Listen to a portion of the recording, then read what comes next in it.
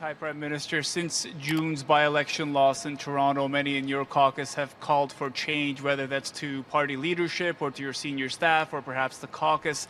You've had some time to think about this for the last 6 weeks, presumably. Can you tell me whether you're planning on implementing any changes that your caucus is looking for?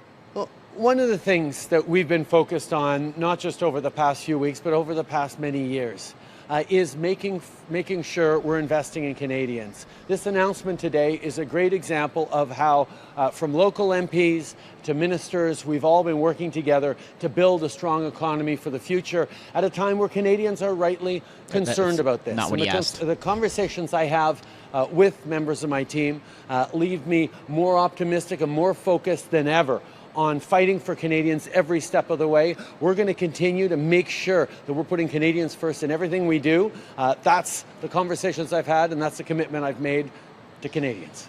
Prime Minister, you're hoping to bring in your new Canadian Human Rights Commissioner as a breath of fresh air, and I now understand he has agreed to resign.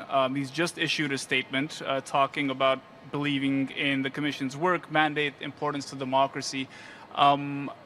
What happened here? Why did he resign? What does the report say about him? What was he, in fact, doing what he was accused of doing by various Jewish human rights advocacy groups? First of all, it's really important to get the right people in the right jobs, and I know the Minister of Justice will be holding a press avail to talk more about this situation in the coming hours. Next question. Hi, Prime Minister. I'm Michelle from the Kingstonist News. Umocore recently put their Stone Mills factory build on hold, and we were wondering what will happen to the government funds that were set aside for that project.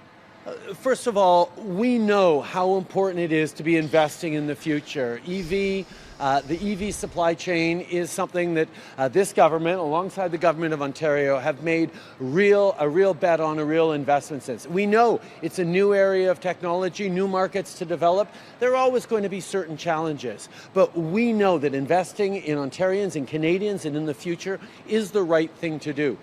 In terms of specific companies making the right decisions, making decisions that are right for them, we'll continue to be there to work with them, but we're making sure that our investments go towards delivering good jobs and a good future for communities right across the country.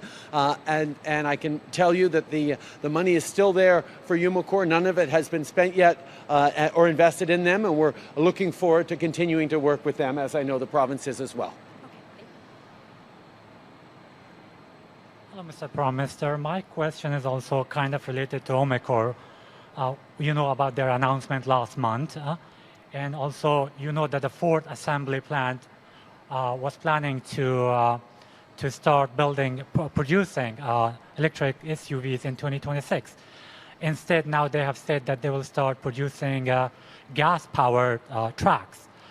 We know that Canada, the federal government, and also the provinces have announced, have pledged around $50 billion investment in the EV supply chain.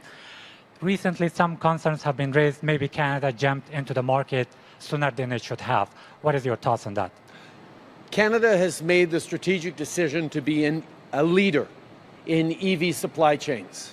We have the critical minerals, we have the innovation, we have the manufacturing, mostly we have the workers that are drawing in investments from around the world. This is a nascent technology, a nascent industry. There are going to be challenges along the way. But knowing that Canada has positioned itself as #1 in the world in EV supply chains, according to Bloomberg, as the place to invest, has shown that we are making the right bet on the future. We know that climate change is real. We know that electric vehicles are going to be essential for the future. And the choices that we've made as a government has ensured that Canada will be part of it. I know there's a lot of people who wouldn't have made that choice. The Conservative Party of Canada has said very clearly it would not have made this choice of investing in EVs, investing in workers. But the reality is, as a great Canadian once said, you need to go where the puck is going. The global economy is going towards net zero. Manufacturing is going towards electric vehicles. And with great partnership from the Government of Ontario, Canada has positioned itself to be a leader in the EV industry, and we will continue to be, because those are where the jobs are going to be, not just a couple of years from now, but a decade from now, a generation from now, and over the coming decades. Doug Ford's just like, please shut up. Prime Minister, my next question is about Venezuela. We know that Canada has expressed concerns about the election results out there. But my question is that why Canada has not joined the United States to declare that President Maduro did not win the elections, and why Canada has not imposed any sanctions on Maduro yet? Canada has been one of the strongest countries in standing up over the past many years against the Maduro regime.